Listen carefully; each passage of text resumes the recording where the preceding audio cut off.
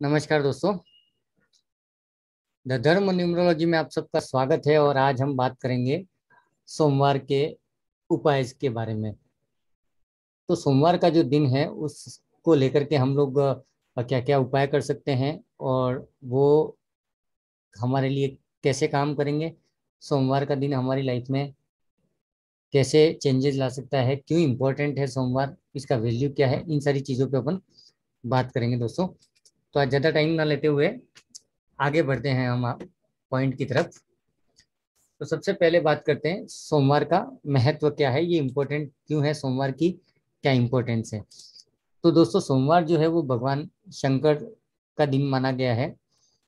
और भगवान शंकर की जब बात करते हैं तो वो भोलेनाथ भी कहलाते हैं, भोले हैं। तो सोमवार के दिन में जितनी भी पूजा पाठ वगैरह की जाए तो हमारे जो भोलेनाथ होते हैं वो हमारी हेल्प कर देते हैं, हमारी गलतियां भी माफ कर देते हैं और उनका आशीर्वाद भी हम सबको मिलता है। तो ये चीज़ है। दूसरा, कहीं ना कहीं अगर आप ज्योतिष एंगल से देखोगे या धर्म के या ऑकल्ट ऑकल्ट से अगर आप कनेक्ट करोगे ना तो महादेव एक ऐसे भगवान हैं जिनके थ्रू आप सारे ग्रहों का रेमेडीज कर सकते हो, सारे ग्रहों का। क्योंकि कहीं ना कहीं सारे ग्रह हैं वो महादेव के इर्द गिर्द ही हैं या उनसे संबंध रखते हैं, कहीं ना कहीं किसी न किसी एंगल से वो कनेक्टेड हैं, है ना। जैसे चंद्रमा है उनके पास में। तो हम आज उन्हीं सारी टॉपिक पे बात करेंगे। तो सोमवार भगवान शिव से कनेक्टेड है, शांति का दिन है ना। तो आगे बढ़ते हैं हम उपाय की तरफ। एक चीज और बताना चाहूंगा कि सोमवार जो है उसको चंद्रमा से भी कनेक्ट किया गया है ना। क्योंकि चंद्रमा को महादेव ने धारण किया है अपने सर पे।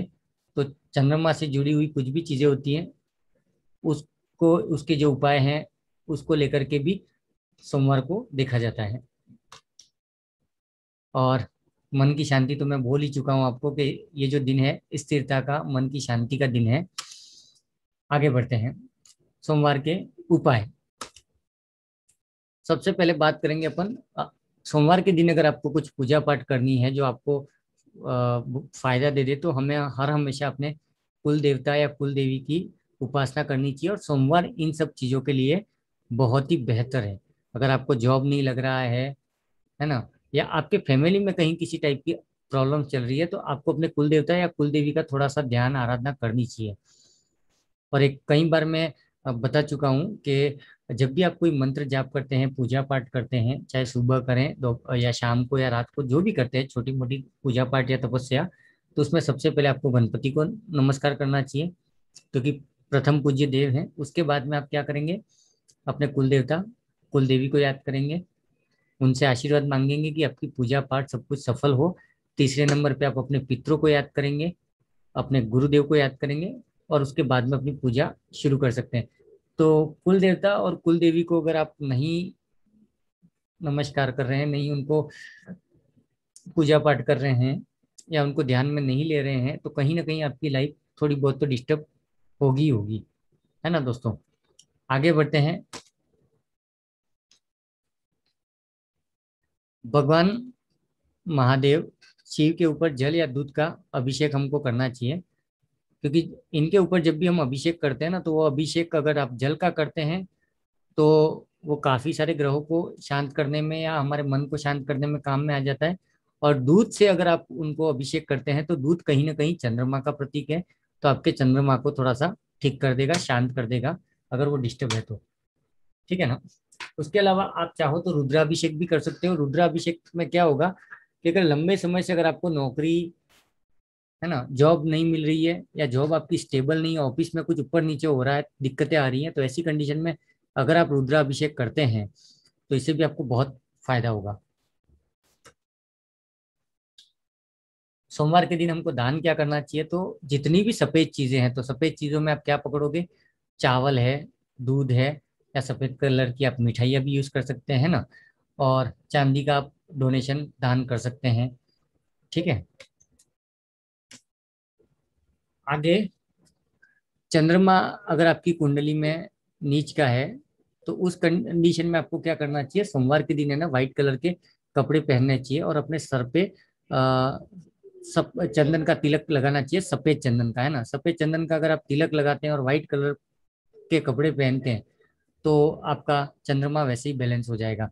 न्यूमरोलॉजी में चंद्रमा को 2 नंबर दिया हुआ है, तो जो लोग न्यूमरोलॉजी एस्पेक्ट से देखते हैं तो अगर आपकी डेट ऑफ बर्थ में 2 नंबर नहीं है या 2 नंबर ज्यादा रिपीट हो गया है, 2 बार या 2 बार है तो बेस्ट है, बट अगर आपकी डेट ऑफ बर्थ में 2 4 बार आ चुका है या आपके डेट ऑफ बर्थ में 2 है ही नहीं, तो दोनों ही कंडीशन में हम चंद्रमा को थोड़ा सा डिस्टर्ब मानते हैं, तो उस कंडीशन में ये काम आ सकता है। दूसरा आप उपाय ये कर सकते हैं कि रात को दूध या पानी से भरा बर्तन अपने सिराने पर रखकर सो जाएं, है ना। सिराने पर मतलब क्या करेंगे कि आपका जो बेड है, बेड पे आप जिस साइड सर रखेंगे उसी साइड में आप नीचे, आपके बेड के नीचे आप क्या करोगे, एक बर्तन में, लोटा भी हो सकता है वो, है ना, तो लोटे में आप एक गिलास लोटा भर के पानी ले लीजिए या फिर आप दूध ले लीजिए और आपके सर के एग्जैक्ट नीचे, बेड के नीचे रख दें इसको, रात भर उसको खुला रखें, उसको ढकना नहीं है, ये ध्यान रखें आप। और सुबह जाकर के उसके पीपल को, पेड़ को अर्पण कर दें, वहां पे उसको चढ़ा दें, है ना। तो इससे भी चंद्रमा की जितनी भी तकलीफें हैं वो काफी हद तक दूर हो जाएंगी। उसके बाद में सोमवार के दिन आप क्या कर सकते हैं, ओम नमः शिवाय या ओम सोम सोमाय का जाप कर सकते हैं, ठीक है। ओम सोम सोमाय नमः, ये है वो चंद्रमा का मंत्र है जिनका 2 नंबर मिसिंग है या 2 नंबर एक्सीड हो गया है, 2 बार से ज्यादा बार आ गया है डेट ऑफ बर्थ में, वो लोग भी इसको जाप कर सकते हैं। और अगर आपको नहीं पता कि आपका चंद्रमा अच्छा है बुरा है या आपके डेट ऑफ बर्थ में 2 नंबर है नहीं है, तो उस कंडीशन में आप क्या करोगे कि अगर आपका मन छोटी छोटी बातों पे अपसेट रहता है, आप मन से दुखी रहते हो, तो उसके अंदर सबसे अच्छा काम करता है ओम नमः शिवाय का मंत्र। ओम सोम सोमाय नमः, ये दोनों में से कोई भी मंत्र आप जाप कर सकते हो। आप देखोगे ना तो आपकी मन में काफी शांति हो जाएगी, आप रिलैक्स फील करोगे। आप डेली 1 माला ये मंत्र का जाप कर सकते हैं। अभी आते हैं हस्बैंड वाइफ को लेकर के। तो हस्बैंड वाइफ में कई बार ऐसा होता है कि हस्बैंड वाइफ के रिलेशन अच्छे नहीं है, हो सकता है उनके कोई ग्रह डिस्टर्ब हैं, है ना, घर का वास्तु डिस्टर्ब है, या दोनों के कॉम्बिनेशन में जो कॉम्पेटिबिलिटी है उसमें इशू है। कई बार होता है ना कि शादी के लिए कुंडली का मिलान करवाते हैं या गुण मिलान करते हैं, गुण मिलते हैं नहीं मिलते हैं, ये बहुत सारी चीजें होती हैं। तो कई बार आपको पता भी नहीं होता है कि आपके गुण मिल रहे हैं कि नहीं मिल रहे हैं, क्योंकि आपने अब पंडित को दिखाया था, अभी पंडित ने देखा वही सही है, हमको नहीं पता। तो उस कंडीशन में आप क्या करोगे, अगर पति पत्नी दोनों एक साथ से अगर शिव जी के ऊपर जल का अभिषेक करते हैं ना, तो सारे के सारे ग्रह शांत हो जाते हैं। अगर कोई ग्रह आपका डिस्टर्ब है जिसकी वजह से आपको तकलीफ है, कोई भी ग्रह हो 9 ग्रह में, तो ये सारे के सारे ग्रह धीरे धीरे करके शांत हो जाते हैं। तो ये आप सोमवार से शुरू करिए और कम से कम 21 दिन तक आपको करना है ना।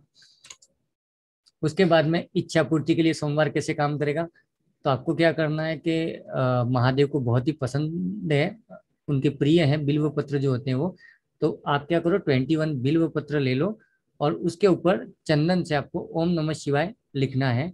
और लिख करके शिवलिंग के ऊपर एक एक करके आप ओम नमः शिवाय, ओम नमः शिवाय, ओम नमः शिवाय ऐसे बोलते हुए मंत्र का जाप करने के साथ में शिवलिंग के ऊपर आप अर्पित कर दें, तो ये भी आपके ऊपर बहुत काम करेगा, है ना। और ओम नमः शिवाय और ओम सोम सोमाय नमः का जाप आपको करना चाहिए। ये सब कर सकते हैं, इस मंत्र को जाप करने से आपको कहीं कोई दिक्कत नहीं आने वाली है, कोई साइड इफेक्ट नहीं है।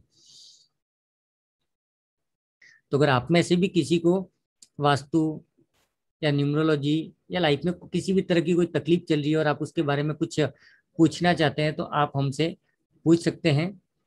डिस्क्रिप्शन में आपको हमारा यूट्यूब चैनल का डिस्क्रिप्शन, टेलीग्राम का, व्हाट्सएप का, फेसबुक का सब डिस्क्रिप्शन में लिखे हुए हैं, आप हमसे जुड़ सकते हैं। और ये सारी चीज़ें फ्री ऑफ कॉस्ट हैं, हम लोग कोई चार्ज नहीं लेते हैं, है ना दोस्तों। तो बने रहिए धर्म न्यूमरोलॉजी के साथ में। शुक्रिया दोस्तों।